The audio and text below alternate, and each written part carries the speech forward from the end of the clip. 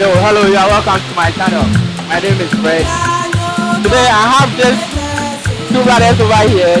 They are traveling all over Ghana, then continue their journey to West Africa and some Eastern African countries. They want to know the motive behind this trip and what they've made so far from Takoradi to Kintampo here. So I would like them to introduce themselves. Then we hear them out. What's it? I'm Savior. Don't forget, they have YouTube channel that you can also subscribe to their channel. The YouTube channel is process for me. Yes, and Flying Flag. Yeah, mine is Flying Flag. Amazing. Yes. And don't forget to subscribe to mine. 1 million views. That's right. So, my brothers, well, today I want to know the motive behind this trip that you people are embarking from Takoradi to Wa, then down south, then east into west, then into Togo. So I would like you to tell us something more about this trip that you people are making. I'll let God go first. I learned you are the rider, right? I'm the rider, but I'll let God go first. With the bike. So how is the experience like being on this bike, this heavy bike from Takoradi to here? Yeah, I think it's not easy, but it's also fun, to be honest. And Gosh and I have been talking about riding across West Africa and then across the continent. So basically, Gosh and I met a couple of months ago, and we've been deliberating on how we can ride across the continent. But there should be a particular reason why. So I'll come there. That's right. So yeah, riding can be very difficult when the bike is heavy. You know, it's more like thrice your weight with load and other stuff. But I think it's fun. Is it fun? It's fun when you're used to riding. It is. How do you feel when people see you on the way? It is not all nice. You know, there are some people who see you and they feel joyful, they feel happy. Other people, they see you and they are scared. All right. Yeah. Very interesting. So let me get back to my boss. Yes, Later, come and finish everything with you. That's right. So, Mr. Enjoyment, you being at the back, feeling the breeze from everywhere. You know, he was saying that it could be a bit hard and stressful riding a heavy bike. I don't see it like that. It's fun. Oh, because you are at the back enjoying. I'm just cruising. So so that's how I see it. Yeah. So I'm really surprised you say that at the start. I don't see it like that, but of course it's a heavy bike. He's the one that he's the one pulling everything. Really hard. But me as a passenger, it's great. So what is the motive behind it? Yeah, just like Sylvia said, we started this conversation some months back, last year actually. And actually, how I met Sylvia was that I was looking forward to making a trip. You know, with what I do, high school Africa, visiting schools across the country and promoting it. I finally got to a time that I felt like I want to leave the country and visit other African countries. Yeah. But then I don't want to go by air. For the experience, just fly to the destination, fly back. So it won't be the same like being on the road. Yeah, being on the road. So I want to go by road. So, and I want to do that with a car, not a bike, with a car.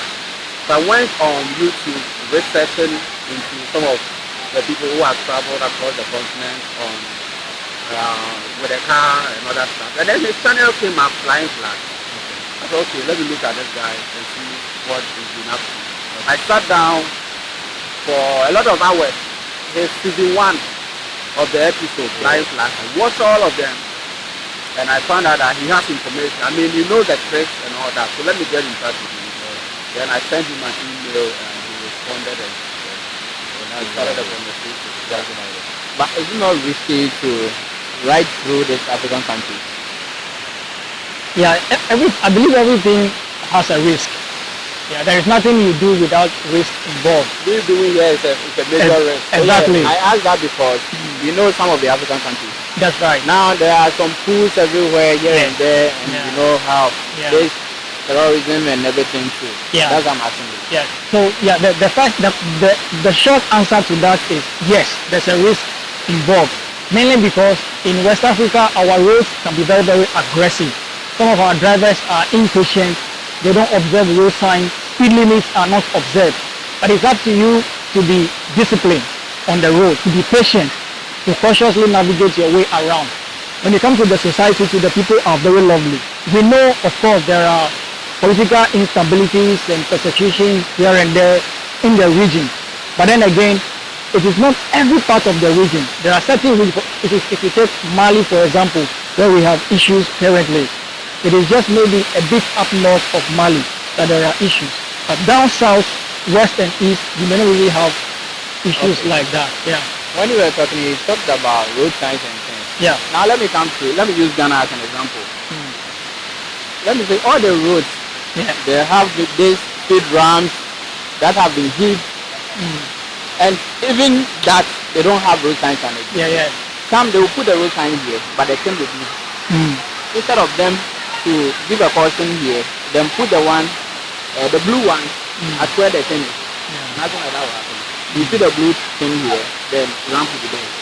So you being new to some of the roads, is it not going to cause some, let's say, is it not going to delay your riding? Yeah, I think road signs are kind of a bit international and a bit general. So there might be changes in colors. For example, in Ghana, a bus stop has a green background with a red bus. In Liberia, it is yellow with a black bus. But it's generally the same. They are situation at a bus stop. So yeah, the road signs are basically the same everywhere you go. Maybe few color changes. Okay. What I mean is, talking about the colors, they mean the same. Right. I'm okay with that.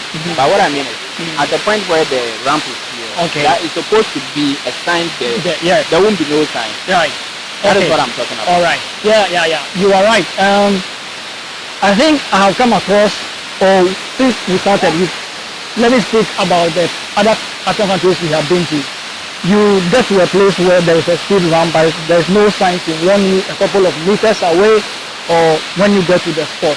That is why when you are in a different terrain, you have to slow down. Adventure or touring is not about how fast you go. It is about how well you arrive and how safe you drive. So of course, definitely Africa, most of our countries, we are not extremely there yet with road signs and rules and all of that and road markings. But then we just have to take our time and ride and go slow. Alright. So how many countries are you passing through? So we're going to do a bit of West Africa, a bit of East Africa, Central Africa, Southern Africa. Yeah. So basically it's going to be like you are going to spend like more than 5 months. It might be more than that. Maybe more than. For me, I'm looking at returning somewhere in December. Wow. And we are in February. Yeah, so I mean, it's not a speed race. Yeah. It's not that we are in a hurry to journey to your destination and return. That's right. No, we are just exploring. There are high schools to film. There are stories to tell about countries, and of course, the main agenda, which is borderless Africa. Okay. That advocacy we are running for. Yeah, so what do you intend to achieve at the end of this trip? You know, if you travel to some of the African countries, like for me being in Uganda, I got to realize that the people, first of all, they look like me. Most of them smile like me. But the only difference is that is the language. The language. And for me, I was so surprised about how I was able to vibe with them, connect with them instantly when I got into the country. So it makes me feel like, wow, we're just one people. We're just the same. Right? So there's no point in, I mean, and people will love to travel. Those guys over there will love to come all the way down to the west. The Westerns will love to go all the way down to the east and the center and the south and all that. But the only thing that is restricting us, the borders and the visas. Okay. Don't you think it's because you are from Ghana, that's why you've got a vibe with them so easy? Because some African countries really love to see Ghanaians. No, not really. I don't think it's about where I am coming from. It's about the sort of person you are. Because you could be a Ghanaian and still a miserable, be harsh. Right? Yeah. So I think it has to do with dealing with people, like a good people. Right? If you show me mercy, I'm going to show you mercy. if you show yourself worthy of friendship, I show myself worthy of friendship. Like that. So it's not really about being a Ghanaian or a Nigerian or South African. But I learned it's easy to travel with Ghana passport. Online. No, the Ghana passport gives you access to travel to few African countries. I think about 20 something African countries. Possibly more than that.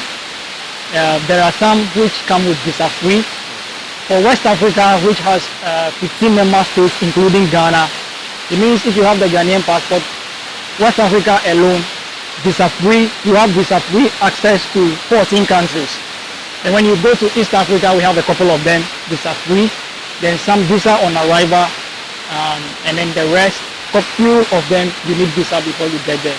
But yeah, I think I'm excited with Gosh that we have over 25 thereabout visa free, including West Africa or Ghanaian passport. That's very interesting. Yeah. But there is a theme for what you there's actually an agenda. Primarily we're looking at West Africa first. We're going to do West, like you said, we do a bit of East Africa, Central Africa and all that. But we do understand that the ECOWAS community, we have one passport that what word should I use? Seems to suggest that if you carry that passport, you can enter into any of the West African countries without any stress. But then, here's the thing that we keep hearing stories of people trying to get to other West Africans trying to get to other West African countries, and they get some sort of I don't think so. delays and I mean, you know what I'm trying to say, at the borders and all I that. wanted to ask that, is it that possible or easy that we can use this ECOWAS passport to move freely within this ECOWAS community? We have heard the stories. One thing that I'm asking this is, now we even find it difficult to use one currency. Yeah. So with this, I don't think it's that easy. We have heard a story that sometimes when you're trying to get into a West African is trying to get to another West African country, you get some sort of people elbowing them at the border. There are stories that we've heard. I have not seen it myself. I want to be there to see it, to experience it if it is true, and that's what the public are waiting for. I just want to be there myself to put it to test that indeed the ECOWAS passport works or it doesn't work. Yeah. It has that side or no that side. And one thing I want to ask is, has there been any police harassment for the road safety campaign? Not really. We've made a couple of friends, police friends. Yeah. They look at you, they see you on the bike, they stop you, and they start to ask. Sometimes it's fascinating. They tend not to realize that we're Ghanaian. Sometimes some don't see you as a Ghanaian.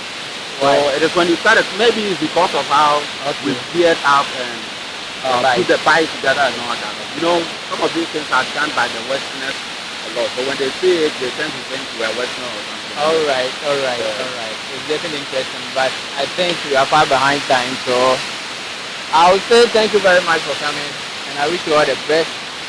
Safe journey to wherever you want to go. Definitely. And return home safely. Definitely.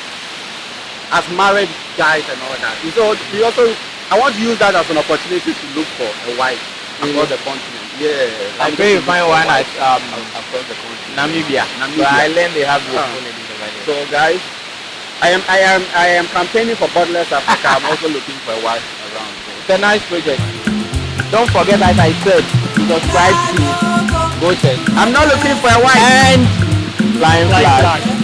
Because they will be bringing you everything that happens on the way. Thank you for coming and thank you for watching us. Bye.